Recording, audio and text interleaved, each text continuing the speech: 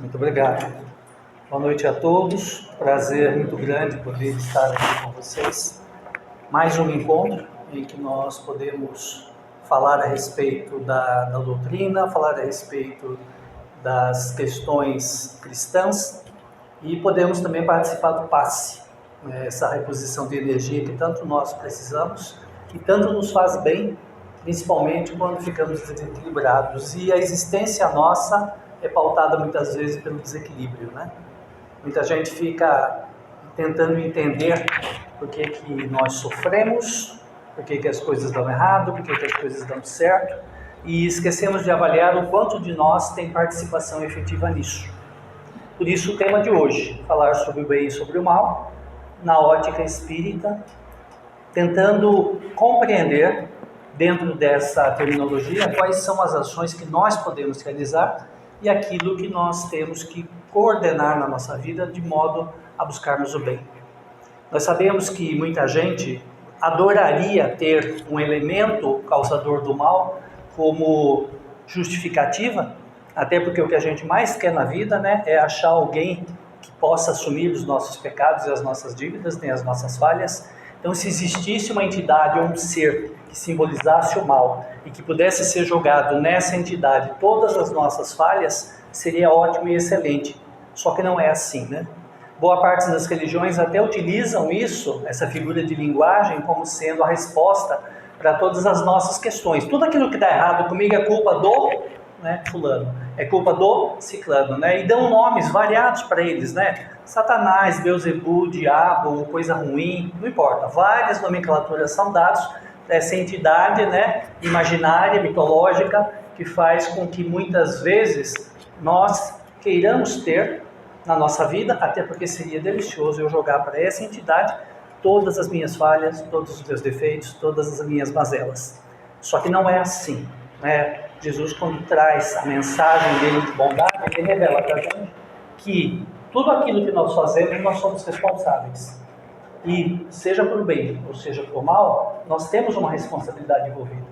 Nós temos uma forma de organizar isso na nossa vida para que isso seja o nosso encaminhamento. Para quê? Para livre progresso, para que a gente possa crescer.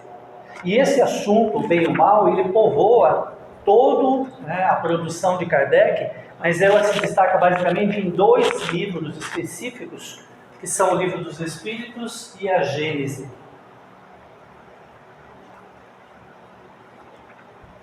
Ele está desobedecendo aqui, ó.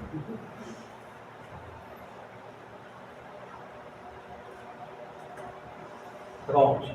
O bem e o mal, então, ele está contido no Livro dos Espíritos, na terceira parte, perguntas 629 a 646, que fala sobre essa questão do bem e do mal na existência nossa, e também na Gênese, no capítulo 3. O capítulo é bem longo, ele fala da origem do bem e do mal, o instinto, a inteligência e a destruição dos seres uns pelos outros. Eu peguei só a origem do bem e do mal como assunto nosso, senão ficaria muito comprido, né? Nós passaríamos de horas aí para conversar. Porque quando a gente pega a obra de Kardec e começa a destrinchar, começa a olhar para ela com mais carinho, nós vamos percebendo o quanto tem de informações. E mesmo tendo lido isso já várias vezes, toda vez que a gente relê, nós encontramos uma outra resposta, um outro entendimento. E é isso que dá à obra de Kardec um caráter tão atual. As questões que ele colocou, né, isso inspirado pelos espíritos e também descrito pelos próprios espíritos, isso faz então com que a gente veja o quanto isso ainda está de forma importante, presente na nossa vida e deve servir sim como guia e orientação para as nossas decisões, para as nossas ações. E essa questão do bem e do mal, ela começa, né, no livro da Gênese dizendo o seguinte: alguns princípios. Se Deus então é sabedoria, bondade, amor, justiça e uma série de outros predicados, uma série de outros termos são usados para definir Deus. Então, se Deus tem tudo isso, como pode, a partir de todos esses atributos, sabedoria, bondade, amor, justiça, benevolência, carinho, afeto, irmandade, proteção, como é que a gente pode pegar de todos esses atributos e produzir algo que não fosse bom, que fosse gerado sem uma razão específica, ou que fosse gerado sem justiça, ou promovesse a maldade? Então esse é um questionamento que o Kardec faz. Porque quando se coloca a figura da maldade como sendo um ente, por que então que esse ente, existindo, portanto faz parte da natureza, foi criado por Deus, como é que ele nasce daquilo que é puro e bom? Esse questionamento que ele fala. Portanto, o mal que nós observamos, ou que a gente vivencia, ou mesmo aquele que nós praticamos, ele não tem origem em Deus. Mas aí muita gente fala, poxa, mas espera aí, se não tem origem em Deus, qual é a origem então? De onde que está o mal? Como é que as coisas dão errado? Por que que existe maldade? Existe maldade muitas vezes porque a gente poderia pensar em duas situações. Primeiro, se houvesse um ser maldoso. Segunda possibilidade, nós teríamos então, se esse ser existisse, nós teríamos entidades de igual capacidade, porque muita gente fala que o demônio, ele é um anjo decaído, ou seja, Deus criou e na hora dele se tornar bondoso, ele simplesmente se revolta e passa a ser contrário a Deus, e passa a lutar contra a divindade. Então, se isso por acaso existisse, então nós teríamos entidades de igual capacidade. Então, ou seja, aqui estaria Deus na sua bondade e aqui estaria o mal na sua plenitude. Então, seriam forças contraditórias, uma tentando destruir o que a outra faz. Deus tentando corrigir a maldade e a maldade tentando destruir a bondade. Se isso acontecesse, então essa seria uma potência rival a Deus. Ou seja, um tentaria desfazer do outro. Mas quando a gente observa o universo, quando a gente observa a vida, quando nós observamos até o planeta que nós vivemos, nós observamos que as leis, elas são imutáveis. Principalmente as leis materiais, as leis físicas, as leis químicas, as leis biológicas, elas são imutáveis. Elas são muitas vezes inquebráveis. Se você deixar a natureza agir por si só, aquilo tende sempre ao equilíbrio. Então, se isso ocorre de fato, se o universo e a Terra têm suas próprias leis, fazendo com que aquilo fique sendo uma unidade só, uma unicidade, se houvesse uma força negativa capaz de gerar a maldade, destruiria também as forças físicas que regem o planeta, ou as forças biológicas, ou as forças materiais. Então nós não teríamos, se houvesse diabo, contraditório a tudo que Deus faz, nós não teríamos, por exemplo, a lei da gravidade, que nos mantém fixados na Terra. Nós não teríamos, por exemplo, a lei de reprodução, em que nós e os outros animais se reproduzem. Porque, afinal de contas, o diabo seria contrário a isso. E se ele é poderoso e contrário a isso, ele simplesmente poderia fazer o que? Olha, a partir de agora não existem mais filhos nesse mundo, daqui a 100 anos acabou a existência humana. Então, se o diabo tivesse esse potencial, ele simplesmente faria isso. Mas por que não faz? Porque não tem. E por que não tem? Porque não há. Porque não existe. Esse conceito de colocar alguém como sendo uma entidade é uma forma que foi criada lá no texto bíblico, no Velho Testamento, para exatamente explicar as coisas que davam errado, as coisas que davam ruim. E eu buscava, aquela população da época buscava um entendimento. Falando, mas espera aí, o que está acontecendo? E de novo voltamos, a melhor coisa do mundo é quando você acha alguém para assumir as suas culpas. Quando você acha alguém para assumir os seus pecados, para levar a responsabilidade por tudo aquilo que a gente faz de ruim. Eu fiquei bêbado, eu atropelei 5 pessoas no ponto de ônibus, eu matei todas. Sim, mas eu fiquei bêbado em função do que o diabo. Ele me atentou a tomar aquela bebida. Eu fui em alta velocidade, eu atropelei aquela pessoa, não, mas foi o diabo que me tentou a andar naquela velocidade. Eu produzo uma briga, uma situação em que eu tiro a vida de alguém, mas foi o diabo que me fez perder o senso crítico ali e extrapolar qualquer limite. Aquela situação raivosa que eu vivenciei, não, mas isso é o diabo. Aquilo que eu fiz errado para o outro, não, eu estava influência sobre o diabo. Então é uma forma bastante infantil, bastante atrasada de nós acharmos que há um culpado pelas nossas falhas. Não há culpado pelas nossas falhas. Há situações em que nós devemos melhorar. Inclusive, muita gente questiona assim, poxa, mas então aquilo que eu faço de errado eu sou culpado? Não é questão de culpa. A grande maioria das religiões coloca na nossa cabeça que nós somos culpados, que nós temos culpa. Muita gente, ao interpretar a Bíblia antiga, diz assim, olha, tá vendo? O pecado original começou lá com a Eva, que comeu do fruto proibido. E por isso esse pecado original, ele transita agora em todas as pessoas que estão vivendo. Ou seja, nós nascemos pecadores. Isso não é verdade, isso é uma forma deturpada de interpretar a realidade. A realidade é que nós nascemos simples e ignorantes, e por sermos simples e ignorantes, não temos consciência crítica do que é certo e do errado, a não ser pelo aprendizado. Então, para eu saber o que é certo ou errado, eu tenho que aprender. Porque Deus não nos fez perfeitos. Ah, mas por que Deus não nos fez perfeitos? Porque se nós fôssemos perfeitos, nós não teríamos a necessidade do aprendizado. Se não tivéssemos a necessidade do aprendizado, não seguiríamos a lei do progresso. Então Deus estaria deturpando a sua própria lei. De que é o quê? De que tudo deve progredir no universo. O planeta evolui, nós evoluímos, os animais evoluem, as coisas evoluem. Sim, a sociedade evolui, sim. E isso é parte do aprendizado, isso faz parte da necessidade humana de conhecer mais. Sem isso, nós não teríamos mérito, não valeria o nosso aprendizado. É como se a gente fosse estudar e já tivesse todas as respostas prontas. É só consultar a resposta e está aqui a da pergunta. Mas isso não tem valor, porque o valor está quando nós conquistamos algo pelo nosso esforço, pela nossa dedicação, pelo nosso interesse. E é isso que Deus nos coloca. O bem e o mal não necessariamente está posto de forma em que existisse coisa boa e coisa ruim. Se houvesse ainda essa entidade maléfica, ela seria inferior a Deus, porque seria criado por Deus. Essa é uma outra questão que muita gente fala, sim, mas Deus criou o bem e o mal, Deus criou as pessoas, os anjos e o demônio. Sim, mas se essa entidade foi criada por Deus, então ela é inferior, ela é subordinada a Deus. Sendo subordinada a Deus, ela não seria eterna, porque Deus é eterno. Ela seria, criada como nós, teria um começo. Ou seja, essa entidade seria criada para fazer o mal, então isso contradiz com a base de bondade e amor de Deus. Então Deus estaria sendo completamente incoerente na sua lógica. Porque se a lógica divina é ser bom, é amar ao outro, como é que eu posso permitir que alguém seja criado para fazer mal ao outro? Que em tese é meu filho. Que pai e que mãe consegue, sabendo que o filho vai passar mal, criar algo que o machuque, algo que o faça sofrer?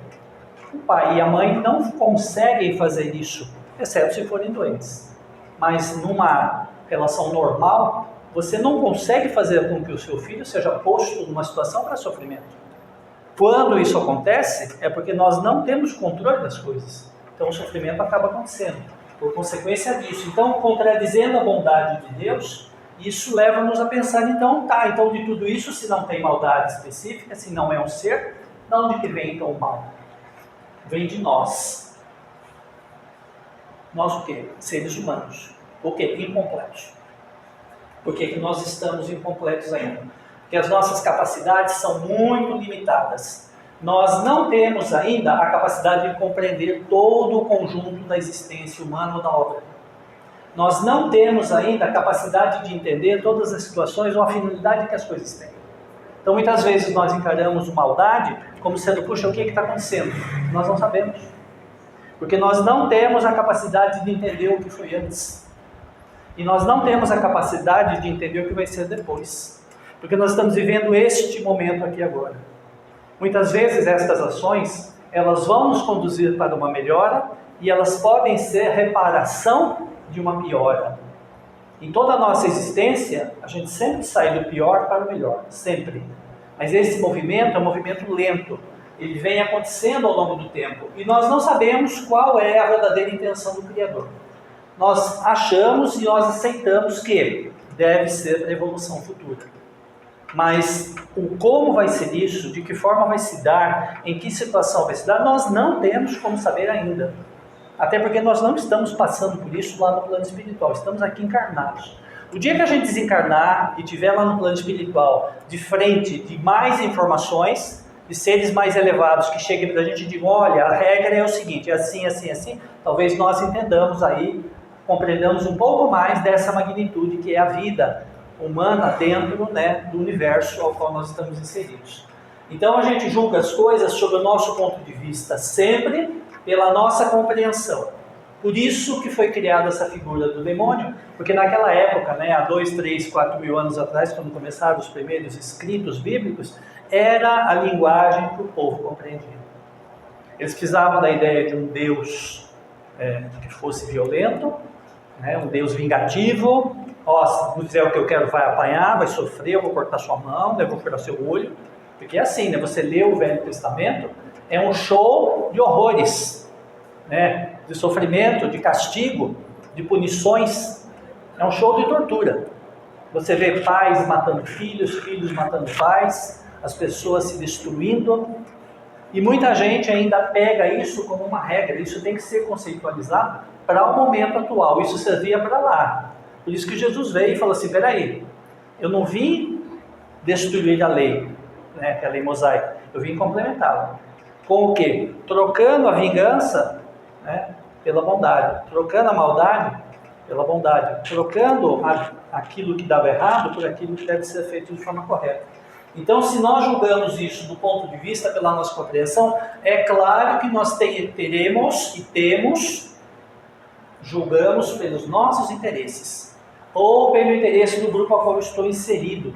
Porque essa é uma característica também muito comum, né? Nós vivemos dentro de grupos, né? Famílias, grupos sociais, cidades, estados, países, e cada região desse planeta que tem os seus interesses, tem as suas particularidades, tem as suas ideias. E esse grupo muitas vezes tem interesses, e a gente pertence a esse grupo, e estando dentro do grupo, para fazer parte dele, a gente acaba sendo obrigado a seguir aquilo que o grupo faz. É o que a gente vê como exemplo em algumas situações, por exemplo, porque a população de algum país aceita que esse país mantenha uma guerra contra o seu vizinho. Como é que pode isso? Porque esse grupo ele está conduzido a raciocinar dentro daquela forma que ele gosta de lidar com as diferenças. Então isso tudo faz com que a gente... Isso tudo faz nos pensar que muitas vezes o grupo tem uma pressão brutal para fazer todas aquelas coisas erradas que fizeram. Vocês pegam, por exemplo, o histórico nosso da Segunda Guerra Mundial, né? Mataram-se milhões de pessoas lá, né, nos campos nazistas. Ah, mas e a população da Alemanha? Elas, de certa forma, davam algum suporte, algum apoio a tudo aquilo, mesmo sem saber exatamente o que estava acontecendo. Mas por quê? Pela própria pressão do grupo. Eles não conseguiam ficar de fora daquilo, porque quem ficasse de fora sofreria penalizações. Então eu, na dúvida, vou aonde? Vou junto com a manada, né? Se o povo vai todo para cá, eu vou junto para cá. Se o povo vai todo para lá, eu vou para lá. Esse comportamento a gente tem. Por quê? Por causa dos nossos interesses grupal, que é o grupo a que a gente pertence. Porque eu não quero ficar diferente dos outros. E isso também está relacionado à maldade. Eu sozinho, isolado, não teria capacidade de fazer aquela maldade, mas junto com outras pessoas me influenciando, eu faço. E isso tem acompanhado a nossa história ao longo dos séculos. A gente segue as convenções que são criadas por nós mesmos, as regras, as condutas, as ações do dia a dia, que são nós que criamos, e a gente segue isso. E é por isso que a gente encontra coisas más e injustas na vida humana.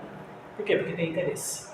E esses interesses, eles não estão ligados só ao que é ruim, mas também ao que é bom. E por isso que o bem evolui e o mal regride. Muita gente fala assim, puxa, mas nunca houve tanta morte como tem hoje, nunca houve tanta criminalidade. Já houve sim, é que nós não sabemos, né? Porque ela acontecia em momentos isolados. Hoje a gente fica sabendo rapidamente, por quê? Porque a comunicação é rápida. Então a gente vê hoje uma cena de batalha numa guerra acontecendo praticamente ao mesmo tempo. Quer dizer, eu vejo uma pessoa lá tomando os tiros e eu estou aqui, e isso está acontecendo lá, a gente vê. Ah, porque antes não tinha. Claro que tinha, sempre teve. A maldade permeia a sociedade humana. Ah, não tinha tanta maldade. Ah, não tinha tanta maldade porque não tinha tanta gente. Hoje tem gente bastante aqui.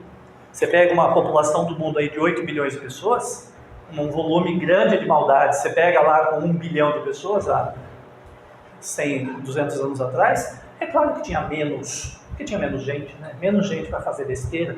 Hoje nós temos a grande vantagem, hoje tem muita gente para fazer besteira, né? E nós vemos isso acontecendo. A própria rede social faz isso com a gente, né? Infelizmente ela nos expõe à besteira em fração de segundos, rapidamente. E aí vem uma questão nossa, né? Como nós gostamos do que é besteira.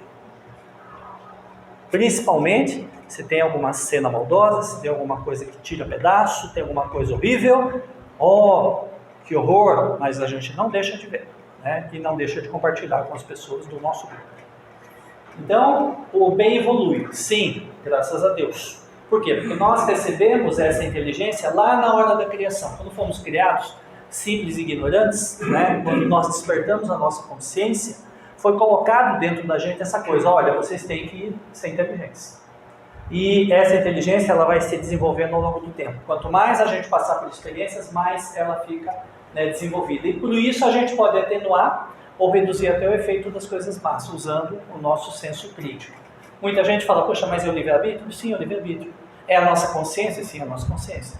É tudo aquilo que nos move a buscar achar uma solução melhor, né? E o exemplo que o Kardec dá fala dos desastres naturais. Fala assim, ó, não tem como evitar desastre natural. Não tem como evitar terremoto, não tem como evitar vulcão explodir, não tem como evitar enchente, mas a partir da nossa inteligência, a gente pode reduzir os seus efeitos maléficos. Por exemplo, não construir em local que vai inundar, ou se construir, fazer mais alto. Ah, se fizer uma casa para não cair no terremoto, fazer de uma estrutura que seja resistente. Ah, se vai ter algum evento climático, proteger contra isso. Ah, se aquele rio vai inundar, tá bom, vamos fazer a canalização dele. Ou seja, a nossa própria inteligência nos dá a condição de resolver os problemas naturais. Nós podemos aprender com os erros passados. Olhar, olha, aqui foi uma área que teve inundação, tá? 20, 30, 40 anos atrás encheu aqui e alagou tudo. Tá, eu vou lá e construo a minha casa. Eu estou pedindo para a natureza me devolver exatamente o que estou dando para ela. Né? Ou seja, as pessoas na hora de fazerem as coisas não levam isso em consideração. E depois se colocam como vítimas. Ai meu Deus, e agora? O que eu faço? Perdi tudo. Sim, você foi imprevidente, né? Ah, mas eu não consegui fazer em outro lugar? Sim, vamos, como sociedade, nos organizar para ajudar aqueles que não conseguem, mas que seja isso num lugar adequado. Para depois não ter que ficar corrigindo o desmoronamento, não ter que ficar mandando equipe de resgate lá para tapar aquele buraco. Ou seja, como sociedade, sai mais barato a gente evitar os erros do que corrigir os defeitos depois. E essa é a nossa capacidade que faz, né, nos faz progredir. E o Kardec coloca uma fala que veio do plano espiritual, né? Não sei se vocês percebem, mas quando vocês lerem a obra de Kardec, atente para o detalhe. Tudo que está em letra normal é o Kardec que fala. Tudo que está em itálico são os espíritos que falam.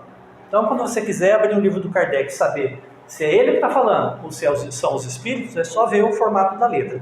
Em pezinho é o Kardec, deitadinho são os espíritos. E dentro dessa citação tem uma citação dos espíritos aqui que diz o seguinte: a dor é o aguilhão que empurra para frente na vida do progresso. Ou seja, o que é aguilhão? O aguilhão é aquela agulhona bem comprida, né? Que é usada para cutucar o fogo ali em brasa, né? Da fornalha. Aquilo é o aguilhão. Então, o aguilhão, a dor do aguilhão, ou seja, se você pegar o aguilhão e cutucar alguém, a dor é que empurra a gente para frente na via do progresso. Porque se não houvesse também essa dor, o que aconteceria conosco? Nós ficaríamos como ficam os animais. Por que os animais não constroem casa? Por que os animais vivem da coleta das coisas? Por que eles ficam comendo pasto aqui, quando acaba aqui eles vão para lá? Por que os carnívoros vão pegando aqui, vão correndo aqui, aí os boizinhos, né, os gnus, aquelas coisas, zebra, vai para o outro lado, eles vão tudo atrás? Porque eles são coletores, né? Eles não param para raciocinar, porque eles não têm raciocínio do que fazer para ser previdente. Nós não, nós temos esse senso crítico. Então a gente pode buscar fazer as coisas de acordo com a nossa necessidade. Então quando dói, quando incomoda, aí é que a gente vai atrás de uma solução. Por que nós trabalhamos? Para poder ter uma casa. Por que eu preciso de uma casa? Para poder ter conforto. E por que eu preciso trabalhar? Para ganhar dinheiro. E por que eu preciso de dinheiro? Para comprar as coisas. Ah, mas eu posso decidir não trabalhar? Pode. Você vai ter que produzir a sua comida. Você vai fazer o seu abrigo. Dá muito mais trabalho. É muito mais difícil fazer o trigo para depois fazer pão do que ir na padaria e comprar um trigo pronto, né? Só que para isso você precisa de uma fonte de renda. Por quê? Porque tem que pagar toda aquela cadeia de produção. Ou seja, nós temos a consciência, nós temos o entendimento e nós temos a razão de fazer as coisas. Agora eu posso muito bem simplesmente falar assim: não, isso está tudo errado, eu vou parar de comer. É uma decisão que eu tenho, mas isso dói muito. Incomoda demais. Aí eu posso ficar doente e não buscar tratamento médico. Também pode, só que dói demais. A dor é tamanha que chega uma hora que eu cedo a dor e vou buscar ajuda. E esse ceder à dor é o aguilhão que faz a gente progredir. Isso está presente em todas as etapas da nossa vida. Então, dentro dessa situação toda, muita gente se questiona, puxa, mas então por que o mal permanece? Por que tem tanto mal e permanece? A gente vê isso acontecendo no dia a dia. Permanece por quê? Males mais numerosos são criados por nós mesmos. Nós é que acabamos criando os males mais numerosos. E da onde que vem esses males que a gente cria? Que eu estou dizendo nós, eu estou dizendo sociedade humana. Vem, basicamente, Kardec fala de 3 situações: orgulho, egoísmo e cobiça. Orgulho por quê? Porque eu me acho superior aos outros. Eu sou mais do que os outros, então eu posso ser maldoso para com os outros. Egoísmo, porque eu só penso em mim, eu só tenho interesse em mim mesmo. Então o outro que se dane. Eu não estou preocupado com o outro, por quê? Porque eu estou pensando só em mim. Então eu sou mais e quero só para mim. E cobiça, porque eu não aceito o que eu tenho e que vou lá buscar do outro. Você vê, por orgulho, por egoísmo, por cobiça e todos os outros excessos, aí está a causa das causas da quê? Da guerra, calamidades, miséria. Por que tem miséria? Porque existe uma má divisão das coisas. Ah, mas no Brasil não há produção de alimento para todas as pessoas? E por que ela não é suficiente para matar a fome? Porque é mal distribuído. E por que é mal distribuído? Porque existe orgulho, porque existe egoísmo, porque tem cobiça. Porque muitos querem muito para si, mais do que ele precisa. Ele quer estocar, ele quer guardar. Poxa, mas não podia dividir com o outro? Não, mas aí vai acumulação em mim, né? Eu tenho o direito de acumular. Faz parte do meu trabalho, então eu devo guardar tudo aquilo para vender na hora oportuna. Então consigo lidar com a miséria tendo meu estoque lá cheio de coisas, né? De gênero, de comida e tudo mais. Outro ponto importante da guerra. A guerra é uma situação extremamente complicada, mas é a legalização do roubo. Eu estou querendo roubar as coisas desse terreno aqui, ó. Não tenho como. Faz uma guerra contra ele, vai lá e pega tudo. Que é o que fazem nas guerras, né? Linhas gerais, o que a guerra faz é tirar o outro, tem? Essas 2 guerras que estão acontecendo agora, por exemplo, da Ucrânia com a Rússia, estão querendo o território de quem? Da Ucrânia, que tem o que? A produção de grãos. Um celeiro de produção. Um monte de gente está querendo isso. A guerra, né? Israel e o Estado palestino, o que eles estão querendo? Eles estão querendo terreno, né? O espaço ali é pequeno, eles querem o quê? Tomar conta da cidade. Eles querem o espaço. Tanto o palestino que ataca anteriormente, quanto o israelense que depois revida, os dois estão brigando pelo terreno, pelo espaço. Estão brigando pela venda de arma. Estão brigando pela venda da produção, né, dos artefatos lá. Você imagina quanto não gasta agora de arma, combustível, né? Quanto não custa? Eu não tenho nem ideia de quanto custa um míssil daqueles que eles ficam jogando lá, né? Semana passada, o Irã, né, mandou 300 entre aviões, mísseis e drones lá para jogar em cima de Israel. Você fica pensando, quanto custa um trem daquele, né? Quanto custa um negócio daquele? São milhões. Eles jogando fora 300, porque abatendo tudo, só para dizer quem é mais poderoso, só para dizer que tem mais força, que tem mais potência militar. A gente vê aí o cúmulo, né, do egoísmo, do orgulho, da cobiça. E aí por isso que as guerras acontecem. Então muita gente fala assim, puxa, mas guerra é aceitável. Nunca, em hipótese alguma, guerra é aceitável. Sabe? Essa guerra que a gente vê, né, entre milícias e traficantes, pelo espaço, dando tiro lá no meio da comunidade, acertando as pessoas, isso é luta por poder, luta por quê? De orgulho, cobiça, e que quer tomar conta do território. Então não é aceitável em hipótese alguma. O que isso reflete? Né?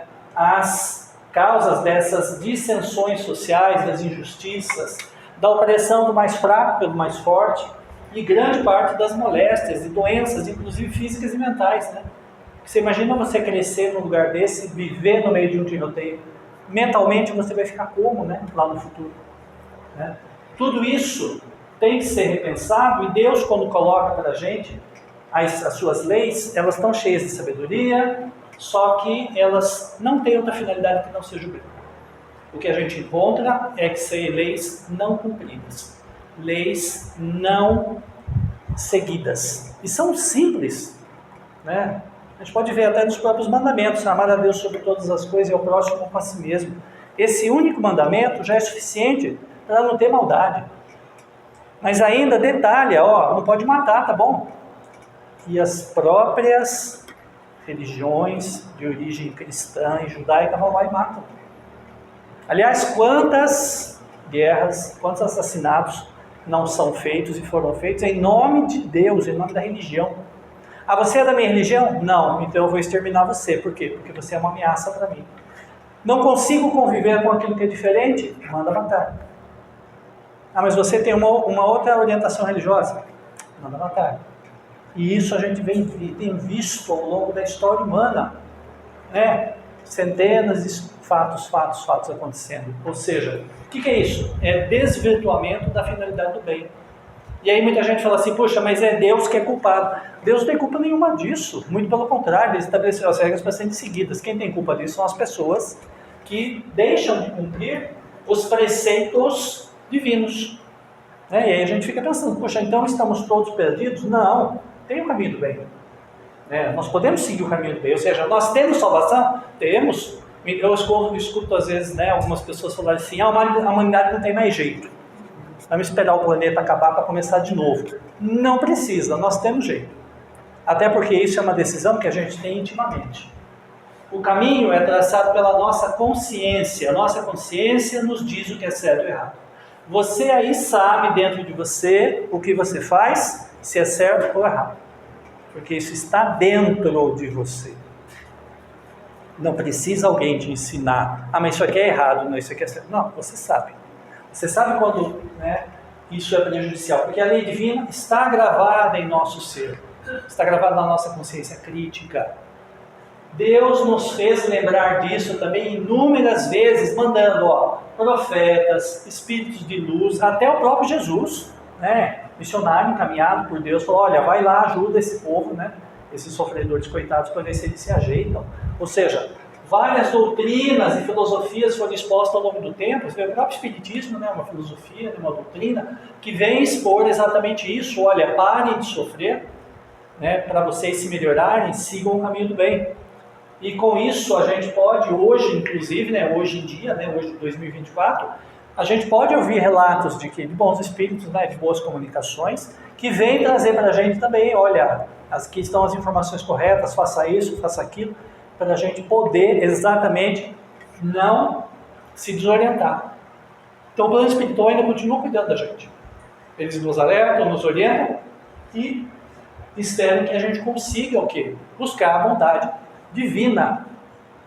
Então Deus, cheio de bondade, ele acaba nos ajudando muito também quando ele coloca um remédio ao lado de mal. Ah, mas que remédio é esse? Como todo remédio que faz bom efeito, ele é amargo. O remédio é aquele que chega a um determinado momento em que o mal se torna insuportável e intolerável. Eu não aguento mais aquilo. Então aí eu reajo de forma positiva a isso e busco a melhoria. As pessoas sentem necessidade de mudar caminho. Chega uma hora que ele fala assim, não, para aí, não dá mais. Chega de sofrer, chega de fazer coisa errada, agora eu vou parar com isso. E é a hora em que a gente passa a buscar o caminho do bem.